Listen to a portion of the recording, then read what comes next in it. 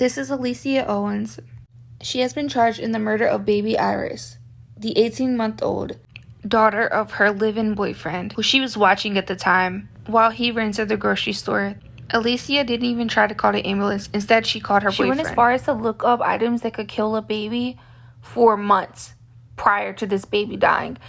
And the crazy part about it is, like, she was looking up how many kids have died from nail polish or nail polish remover. Who does this? I have no idea. Like, it's insane, but we keep seeing these cases over and over and over again. Stop leaving your children, please, with your boyfriends and girlfriends. You can barely leave them with family, but your boyfriend and girlfriends, absolutely not. And she had the audacity to look up how to pass a lie detector test. Girl, what is wrong with you? I mean, clearly something is wrong with the people who could do this, but you have no remorse? Like, that's a little baby drinking acetone. Acetone. I remember when I was growing up, having a bunch of siblings, right? And like the girls, right? We would always be fighting over nail polish remover. And I would pour it into a cup. I remember pouring it into a cup, like a styrofoam cup, and it melting through the cup. And you put that into a baby's system, their digestive system. You're so sadistic and evil. Oh my God. Oh my goodness. Like, I cannot stand people like this. Like, no one can stand them, right? But, like, how evil can you be? Because you're jealous? Because you want to get rid of any remnants of him having a life before you? Don't date men with children. Or if you're a man doing this nonsense, don't date women with children. Date people who don't have kids. You don't need to be having kids of your own if you're willing to do this to another child, let alone, but still, what is wrong with people? I just will never get it. Oh my God. Now we're going to check out this clip from Nancy Grace because she talks with the grandparents and it's just really heartbreaking. Well, it's byproduct, but there's one thing we never have. Acetone is never in food. Acetone is never supposed to be ingested. It's toxic. It's neurotoxic. It goes to the brain. It goes to the nerves. It shuts off body functions. And it's so toxic that we don't measure it in milligrams. We measure it in parts per million because it can become toxic as a vapor. So to drink a liquid is even worse. Exactly. As I stated, I used to literally fight with my sisters all the time about wanting to use the freaking nail polish remover to the point where we tried to put it in styrofoam and it melted through the cup. And we had to get our individual bottles because we were like, oh my God, we can't do this whenever one of us would want to use it and someone else was using it. And you put that into a baby's stomach, down its esophagus. It's no way that baby was okay with that. I don't care what you diluted it with. It's no way. And it does damage that is irreversible. And unlike a poison that may be an opioid and you have a reversal agent like Narcan, there is no reversal agent, especially in a delicate 18-month-old baby that still doesn't have the functional vital capacity to repair like an adult. It's neurotoxic. It'll damage the heart. It'll damage eyes. It'll damage lungs. It'll damage the liver. But it damages the brain first. I couldn't imagine the poor headache this poor child had. Like, I know how bad my headache gets when I inhale something that's like too overwhelming. But acetone, and for it to be in the baby's mouth, normal breathing and heartbeat, insane. But it damages the brain at a level that you can understand. If I had to give you a different example, if you took a gallon of Everclear vodka and force-fed a 1-year-old, that's the amount of damage from alcohol. The damage from acetone is the same thing. Beads are full of water, so unless you choke on it, it's not going to kill you. It's not going to kill you. But what does all this do to the baby's system? What's really important is that batteries contain heavy metals and acids. And yeah, because not only did this evil monster give this baby nail polish remover, previously the baby had a battery, like, you know, the batteries that I believe go on watches, those batteries, and like the push batteries, the little button ones, and freaking, oh my God, what is it called? Those little balls that you put them in the water and they swell up.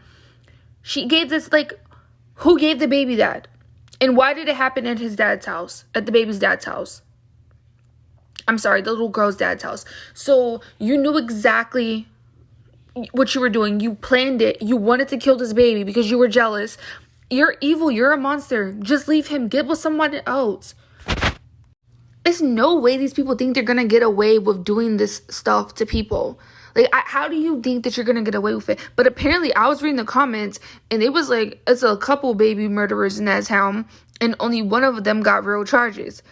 So it would eat away inside and cause erosion in the GI tract and internal bleeding. It's the exact same thing a screw would do. They're trying to cause bleeding inside the baby and toxic elements from a battery inside the baby. That's some kind of homicide by proxy or something. Guys, right there. Don't you agree, Jarrett Fiorentino? There should have been a major investigation about why the baby is eating water beads and screws. I mean, even if no one fed that to her, still there's something very wrong that she's getting access to this kind of material and can ingest it. Nancy, any one of these items, the Orbi, water beads, the screw, or the button-sized battery, should trigger the suspicions of the medical providers when Emily discovered them in her diaper.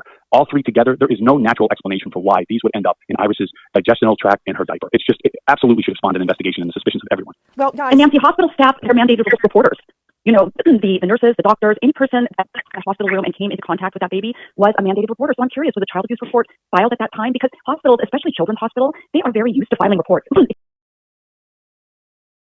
And that's the problem. As we know, mandated reporters and CPS continuously fails us. Continuously. This isn't the first case. Please let it be the last. But they're always like, well, we just didn't see enough evidence. I don't care. If you see something, you say something. CPS, investigate. I don't care how annoying you are. Keep investigating. Keep bothering them, because if you care about the child's safety, you wouldn't be worried about them being at your front door in your house. The child's safety is more important than the investigation into Aleisia Owens' cell phone reveals that before Iris was hospitalized, Owen searched for symptoms of swallowing a battery, what happens if a baby swallows a battery, and mom warns parents dangers of water beads. Then, over the weekend, Iris visited her father and later passed the water beads and batteries at her mother's home. Owen searched medications that can be poisoning a child.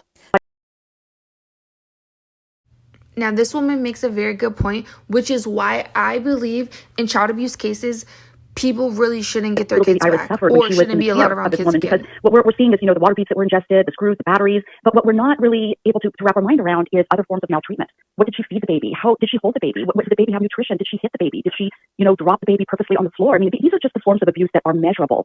But as we all know, there are forms of child abuse that are not measurable and that we can't even fathom. So, you know, an 18-month-old is sentient, is emotional, loves the people around them, you know, thinks of all adults as lovable things. During the days Iris Alfera was in the hospital, as well as the day after she passes away, investigators discovered numerous online searches conducted on Aleisia Owens' phone for information on how to pass a polygraph test. Back to Candace and Frank Alfera. Mr. Alfera, thank you. I think this goes to show when people say that, you know, self-preservation is humans like natural instinct. Because how is this baby dying, about to pass away, and you're like, how do I pass a polygraph test? You're evil. You're a monster. There's like, I just don't get it. That's a baby. And I'm not saying you have to want to be around this kid, but leave that man alone. Please, for the love of God, don't bring your children around people, your new partners. You could date new people, but you don't have to bring your children around them. You really don't. And you don't have to move in with them. And you dang sure don't have to leave them to go to the grocery store and let them babysit. Because you don't know what that person's doing to your children when you're not around. Shoot, even when you are around and you turn your head for a second, you don't know. Be safe, guys.